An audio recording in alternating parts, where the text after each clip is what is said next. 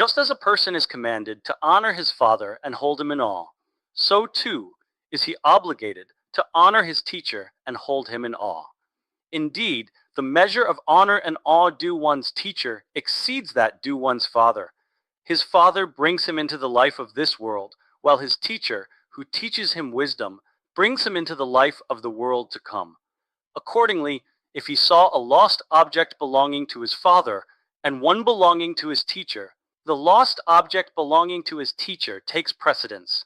If his father and his teacher are both carrying loads, he should relieve his teacher's load, and then his father's. If his father and his teacher are held as captives, he should redeem his teacher and afterwards redeem his father. However, if his father is also a Torah scholar, he should redeem his father first. Similarly, if his father is a Torah scholar, even if he is not equivalent to his teacher, he should return his lost article and then that belonging to his teacher. There is no greater honor than that due a teacher, and no greater awe than that due a teacher. Our sages declared, "Your fear of your teacher should be equivalent to your fear of heaven." Therefore, they said, whoever disputes the authority of his teacher is considered as if he revolts against the divine presence, as implied by Numbers 26:9, who led a revolt against God. Whoever engages in controversy with his teacher is considered as if he engaged in controversy with the divine presence, as implied by Numbers 20:13, where the Jews contested with God and where he was sanctified. Whoever complains against his teacher is considered as if he complains against the divine presence, as implied by Exodus 16:8. Your complaints are not against us, but against God. Whoever thinks disparagingly of his teacher is considered as if he thought disparagingly of the divine presence, as implied by Numbers 21:5. And the people spoke out against God and Moses. 2. What is meant by disputing the authority of one's teacher? A person who establishes a house of study where he sits, explains, and teaches without his teacher's permission in his teacher's lifetime. This applies even when one's teacher is in another country. It is forbidden to ever render a halakhic judgment in one's teacher's presence. Whoever renders a halakhic judgment in his teacher's presence is liable to die. 3. If a person asks a student regarding a halakhic question and there are 12 mil between him and his teacher, he is permitted to answer. Furthermore, to prevent a transgression, it is permitted to give a halakhic judgment even in the presence of one's teacher. What does the above imply? For example, when one sees a person perform a forbidden act because he was unaware of the prohibition or because of his perversity, he should try to prevent him by telling him, "This is forbidden." This applies even in his teacher's presence and even though one's teacher had not given him permission. Wherever the desecration of God's name is involved, no deference is paid to a teacher's honor. When does the above apply? With regard to a matter that came up incidentally. However, establishing oneself as a halakhic authority to sit and reply to all who ask concerning halakhic matters is forbidden, even if the student is at one end of the world and the teacher at the other, until either A, the teacher dies, or B, the student receives permission from his teacher. Not everyone whose teacher dies is permitted to sit and render judgment concerning Torah law. Only one who is a student worthy of rendering judgment. 4. Any student who is not worthy of rendering halakhic judgments and does so is foolish, wicked, and arrogant. Proverbs 7:26, "She has cast down many corpses," applies to him. Conversely, a sage who is worthy of rendering halakhic judgments and refrains from doing so holds back the spread of Torah and places stumbling blocks before the blind. How prodigious are those she slew!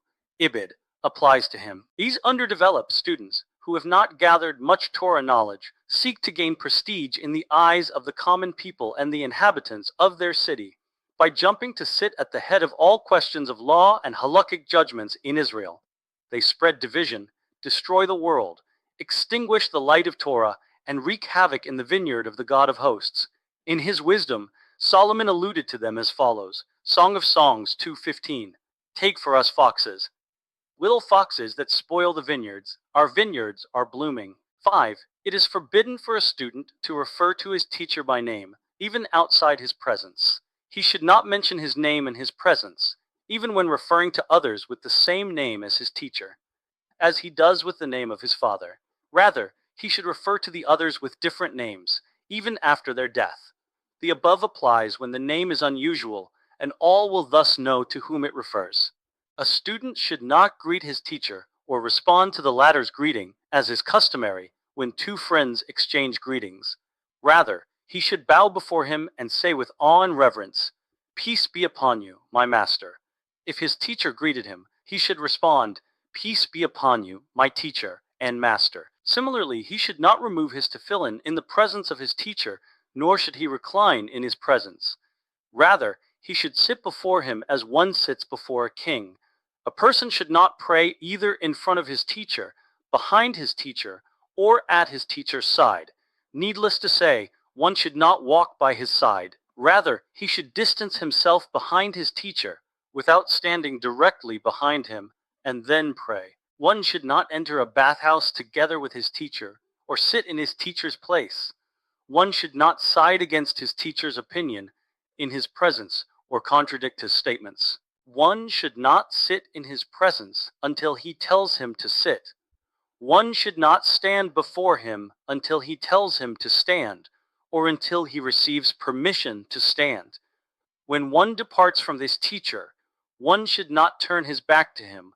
Rather, one should walk backwards while facing him.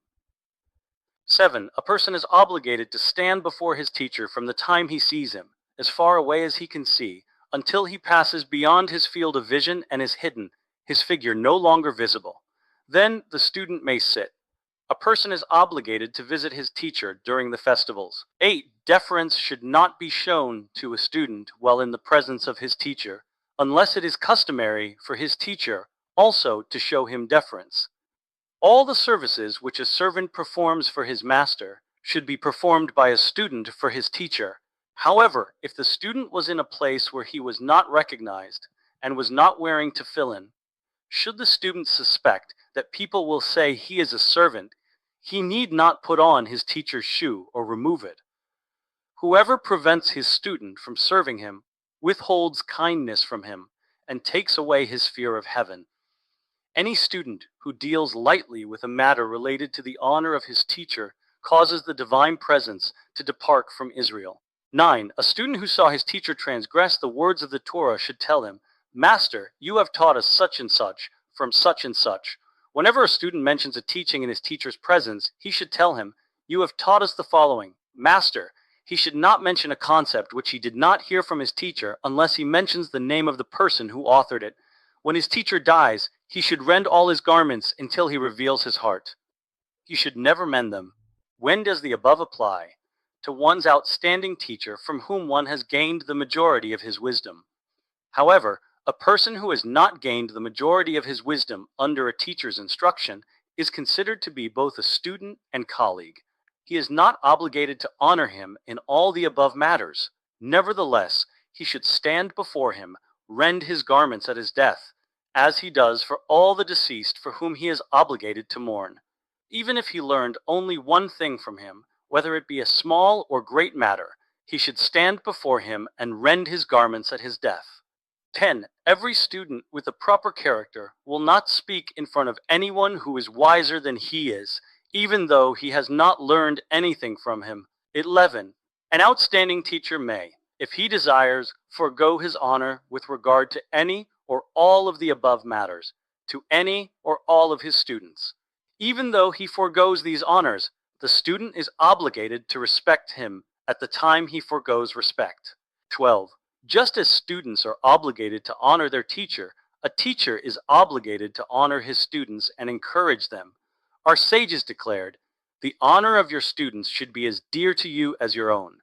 A teacher should take care of his students and love them, because they are like sons who bring him pleasure in this world and in the world to come. 13 students increase their teacher's wisdom and broaden his horizons.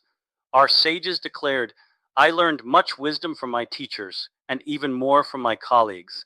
However, from my students I learned most of all." Just as a small branch is used to light a large bough, so too, a small student sharpens his teacher's thinking processes until, through his questions, he brings forth brilliant wisdom.